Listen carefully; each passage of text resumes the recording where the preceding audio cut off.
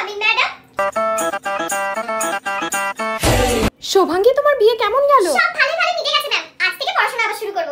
এই শোভাঙ্গী, তোর শ্বশুরবাড়ির লোকজন কেমন রে? সবাই ভালো তো? সবাই খুব ভালো রে। এই দেখ, এই আংটিটা আমার শাশুড়ি দিয়েছে আমাকে আমার মুখ দেখে। কত তাড়াতাড়ি বিয়ে হয়ে গেল তোর। আর কি বলি বল, মা বাবা বিয়ে দিয়ে দিল। কিন্তু ঠিক আছে, ওরা বলেছে আমি যত দূর খুশি পড়াশোনা করতে পারি। শোভাঙ্গী, তোমার শাশুড়ি কেমন? ম্যাম আসলে তো 1-2 দিনই হয়েছে, এখন বুঝতে পারছি না ঠিক। ধীরে ধীরে হয়তো বুঝতে পারবো, কিন্তু ওরা আমাকে কাজ ফাজ কিছু করতে বলে না, পড়াশোনাই করতে বলে।